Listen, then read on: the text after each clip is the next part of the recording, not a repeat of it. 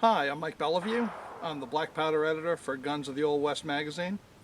And today we're going to be shooting two of the rifles of 1866. One of them was an evolutionary dead end made by Remington. And the other was a Winchester that went on to become the predominant action type for the last quarter of the 19th century, the Winchester 66 Yellow Boy. So we'll put them through their paces today, and you'll see why one became famous and one went to the dustbin of history. We'll start off our session with the 1866 Remington revolving carbine, and we'll show you how it's loaded with both cap and ball and with cartridges, and we'll do some shooting with it, and you can see how it would have performed in the 19th century. Well, the loading procedure for cap and ball Remingtons is the same for the carbine as it would be for the revolving pistol. We'll place it on half cock. I'm going to load it with round balls. So we'll start off by putting in a powder charge. This is 28 grains of 3F GoX powder. Then I'm going to top it with a ball. I'm going to run it under the rammer, sink the ball in, and I'm going to do that 5 times to fill up all 5 chambers. All right, with all 5 chambers loaded with a ball, my next step is going to be to put some lube on the mouth of each chamber. Oops. Get that in there.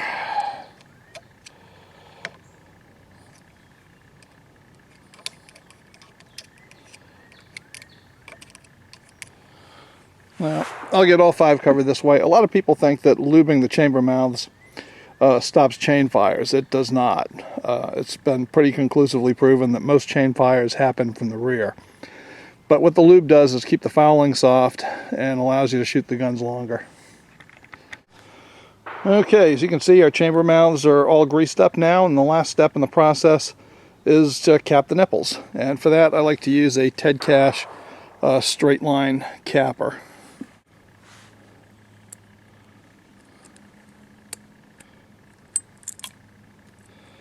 Now, some Remingtons have problems with the cappers fitting in. This one is actually pretty good. And in another video, I'll show you some modifications you can make to make that work. But we'll just cap up all 5.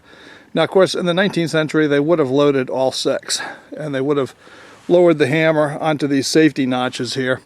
But here in the 21st century, we load 5 to be safe and put the hammer down on an empty chamber. One of the things about Remingtons that is an improvement over Colts is it's very easy to pop in loaded cylinders. So you can carry multiple cylinders and pop them in. And it's pretty simple. You just put the cylinder into the window, give it about 1/8 of a turn to move the hand, and then slide the base pin in, latch it up, and you're good. Now we're going to close the hammer on an uncapped cylinder, uncapped chamber, and then we're good to go. And then she's loaded up. One interesting aspect about Remington revolving rifles is they were converted very early on in the late 1860s to fire cartridges. And this R&D 45 Colt conversion cylinder from Taylor's & Company is very much like the way the originals were converted. The originals were converted using a 2-piece cylinder like this. Instead of having individual firing pins the way the R&D cylinders do, what they were is converted to rimfire cartridges, and they actually had a slot here that the hammer nose would go into to fire the rimfire cartridge. But it was the same sort of 2-piece deal. And these are very easy to load.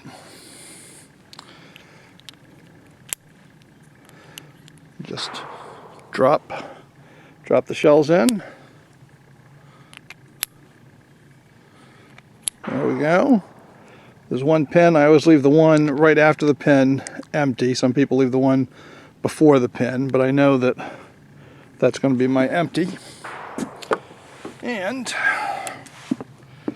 to swap them out, once again, we go to half cock, drop the loading lever, pull out the base pin, pull the cylinder out of the window. We'll take the R&D cylinder, we'll give it that little 1/8 of a turn, just as we talked about, Slide in the base pin. Okay, now I'm going to bring it up so that I've got my empty chamber right under the hammer. And now I'm good to go. So I'm safe and all loaded up with cartridges. Right, the proper technique for shooting a Remington revolving carbine is with your hands here. Not like this. If you do, gas cutting is going to open your veins up. So this is the way you want to hold it. Just like kind of a handgun. And it really balances very well like this. This still picture is to illustrate why you want to hold it with both hands back.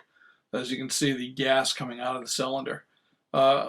Also, original Colt revolving rifles particularly had a reputation for chain fires, and if you were holding it in front of the cylinder and you had a chain fire, you're going to be losing some fingers. So that's another good reason to keep your hands back here where it's safe.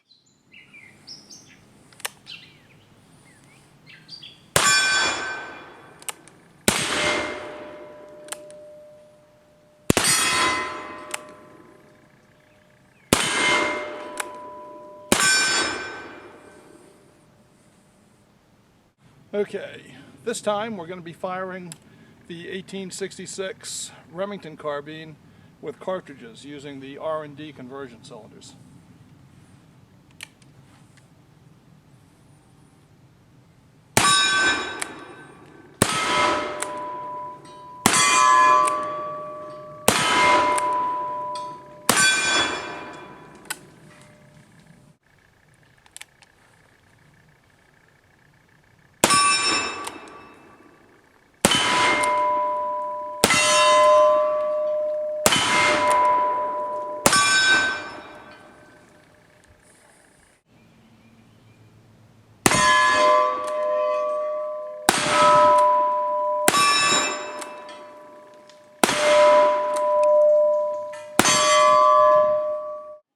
Well, now we'll take a look at the Winchester 1866, and you're going to see why this had no trouble supplanting the Remington. It has a much higher magazine capacity, it's much faster to load, and you can really crank the rounds out a lot faster than you can with the revolving carbine. One of the reasons why the 66 Winchester was able to supplant the 66 Remington was this feature. The king loading gate and the magazine capacity. In a 66 Remington, no matter how you cut it, you're never going to get more than 6 cartridges in.